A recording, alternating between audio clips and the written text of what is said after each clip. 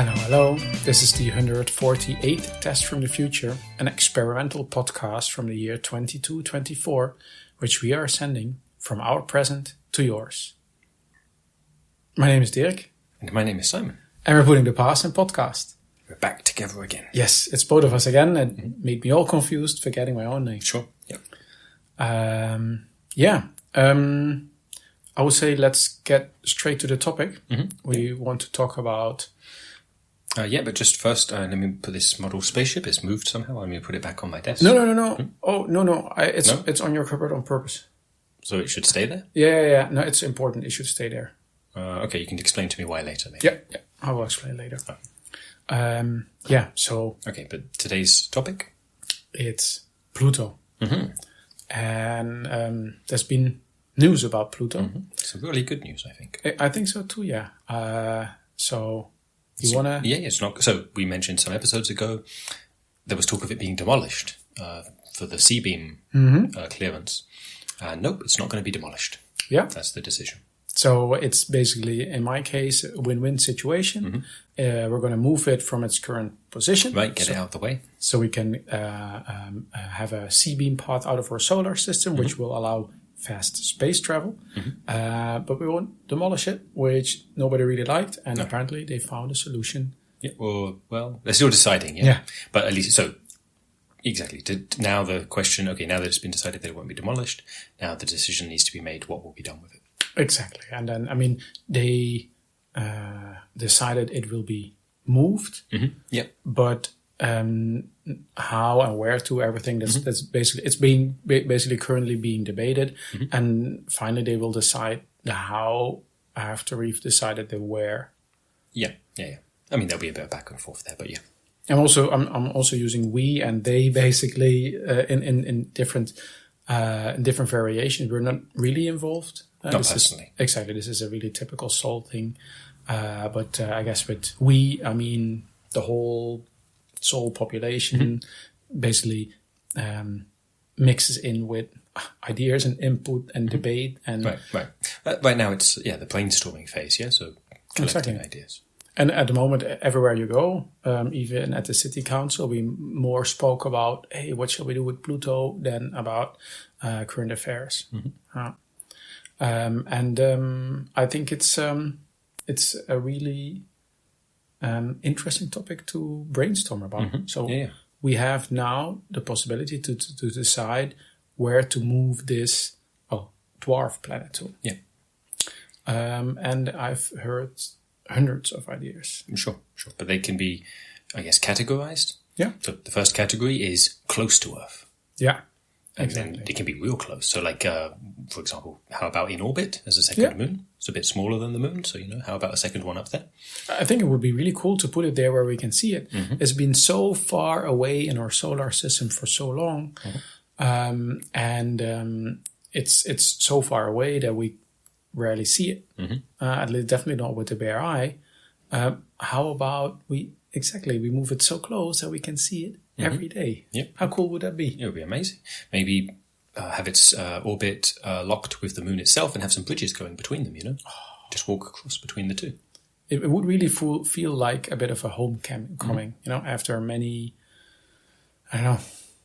A really long time. I'm going to assume, a really long time. I don't think they ever were close to each other, so... I mean, you just mean by that the longest time that people have known there is this thing out there called Pluto. Yeah, and now it's finally coming to us, or we're coming to it, or whatever. But, and there's an even closer idea, which is literally to have it on Earth. Yeah. Like sitting, I guess, on the ground. I mean, embedded, I presume, to stop it rolling around, but... Yeah, and it's unclear what it does to, let's say, gravitation and rotation. And that's the thing also with having it in orbit.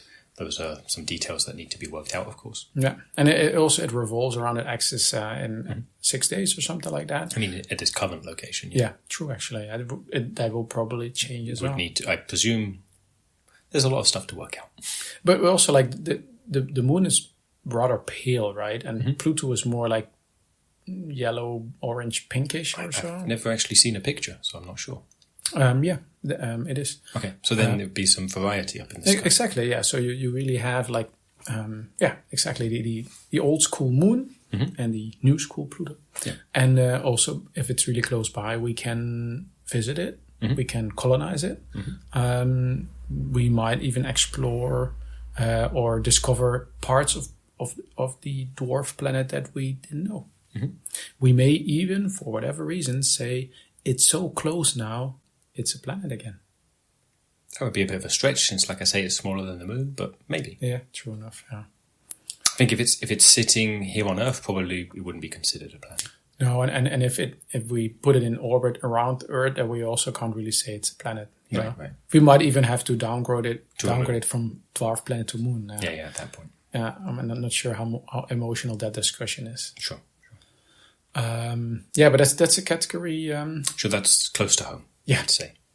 And then the next category is outside of the solar system, so further away from where it has been all this time.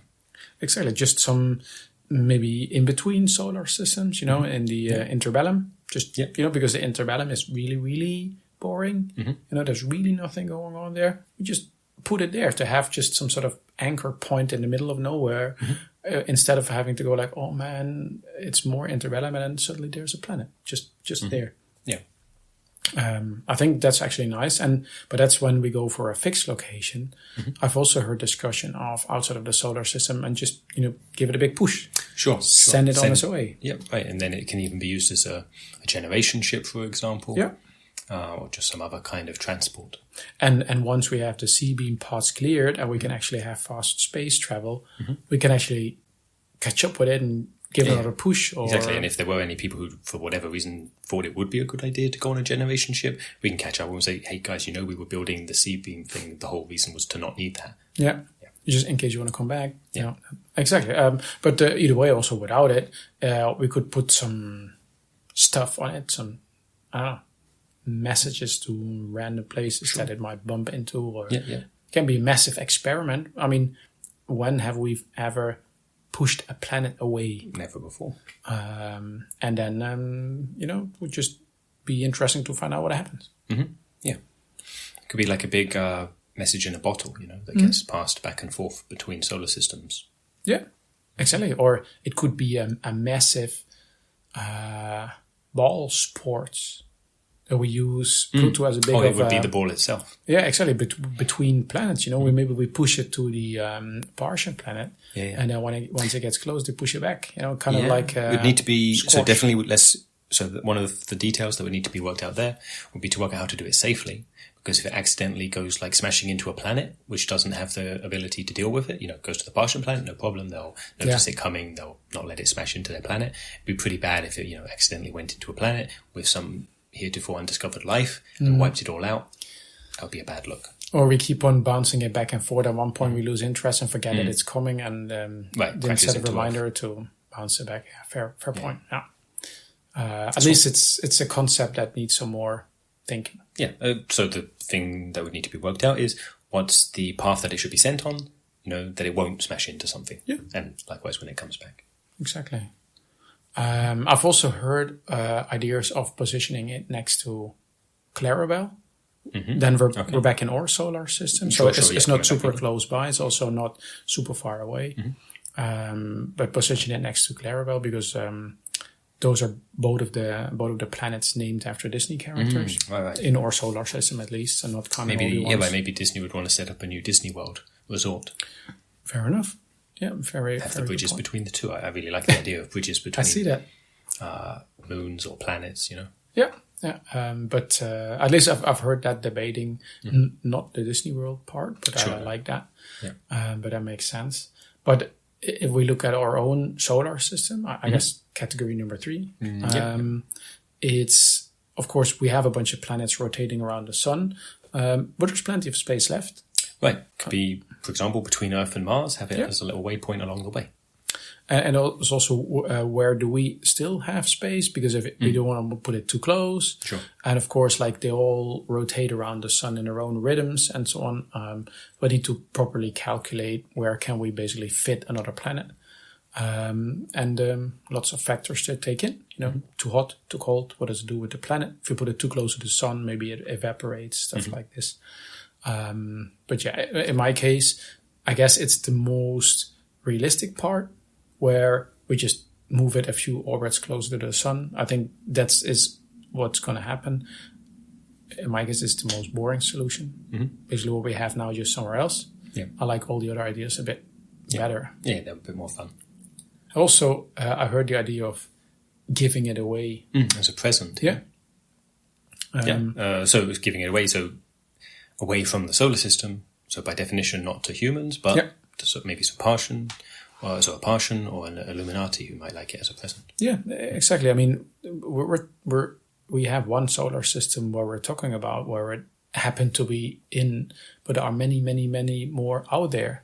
Of course, we just are in contact with the Partians and Illuminati, but maybe they have some use for it, because I mean, or maybe it would make a nice greeting present when we meet some third alien species, or and then we can say, "Hey, really nice to meet you. Here's a planet." Yeah, and they'd be pretty impressed, I guess. Oh yeah, we would look really cool. Wow, they gave away planets. Yeah, that's actually nice. I mean, it might be a bit of a too big a present, makes them feel some obligation. So we need to judge it a bit, meet them first, see what kind of things they're into as presents, and then maybe it's good or not. And maybe they think it's custom to give us a planet back, and then it's way bigger. Back in the same problem. Yeah, but I thought maybe like going back to the Partians or the Illuminati, maybe we can solve a problem that they have. Maybe they really have a need for another planet, just don't know where to get one, and we have one left over. Right. Hey, maybe they can use it for something. That would be really nice. Yeah, help them out. Or maybe we can use it for something. Like, is there a view we want to block, or a path that we want to close, or? So that would be a good question to ask. Yeah, so I myself don't have answers, but that would be a good question to put out there. And also, I was thinking related to Mercury, how the sun is reflected off Mercury. Can Pluto play a role there? Like as a relay or a capacitor? Something like that, or put it in the same orbit as Mercury and put some more screens on Pluto to have more energy beamed to Earth. Right, put it similar orbit to Mercury. I mean, similar distance, from the sun. Could be. It's much smaller than Mercury, but still, maybe it would be worth it. I guess there's less chances of it being blacked out. No, more chances of it being blacked out. Depending how close to the sun. Maybe put it even closer to the sun than Mercury. Or maybe we can put it in orbit after Earth, and all the solar energy that's reflected in our direction but misses Earth then could be not all of it, but some of it at least would be reflected back from Pluto. Although it's a really tiny planet. It's really tiny, smaller than the moon. Yeah. So I'm not sure why they call it Pluto. They should have called it. It's a dwarf planet. They should have picked one of the dwarfs. It would have made a lot of sense. Maybe we can rebrand it as well. We rename it Troopy or something, or Doc. Sure. There's a sense to that, and part of why was it that it was decided not to demolish it? There's this fondness, and part of the fondness is the name. Makes sense, yeah. I was wondering when they move it. Once we decide where it goes, then they will decide how to move it there. Right. And presuming it travels there, like one way would be build a really huge portal. Yeah. Passes directly through the portal. Okay, there's nothing to watch. But if it's moved with a big bunch of rockets strapped to it and it's blasting along, that might be something interesting to watch. Exactly, or to ride along. Like by sitting on top, so sitting on Pluto, exactly. So being on Pluto when it's moved, maybe they will sell seats. Maybe you can win it. They can really make a bit of a marketing campaign out of it. Could do. Maybe that would be a way. Presumably there'll be some costs involved, and that would be a way to cover some of them. But maybe Disney can sponsor. You can ride on Pluto. How cool is that? Yep. They can even release a movie alongside. That would be a good idea. Maybe they paint the whole planet to look. They paint a big picture of Pluto on Pluto. Cool. Wow, I'm now suddenly really imagining it. Then they should definitely move it closer because it will be easier to ride on it. Especially where it is now is really hard to get to. Pretty hard. But once it gets closer, you can hop on it. Really as if some car comes by, just hop on it for the ride. Yeah. Cool. So with, those are some of the ideas. Yeah, exactly. And that's basically the debate that's currently going on. And these kind of conversations that we're having now, they're being held everywhere. And every Congo you get to get your lunch or whatever, there will be some people there standing discussing this particular topic. From the speed, it's currently being debated. I think we will have a decision pretty soon. It will be moved, and then we will have fast space travel. Right, that's the thing that's speeding it up. Yeah, like if there wasn't that C-beam path clearance that needed to happen, maybe this would stretch out a few more decades. Yeah. But no, there's some motivation there. Exactly, because something is waiting. Yeah. Okay. Okay. We didn't get any listener questions, or we didn't. We're not going to answer any this week. But people can still email us. They can by sending an email to michaellasagna5@gmail.com and putting the number 148 in the subject. Yeah, and we're still looking for ideas for our science fiction TV club. Oh yeah, indeed. So if you have any of those, please send them along as well. All right. So thanks for listening, and see you in 200 years. Bye-bye.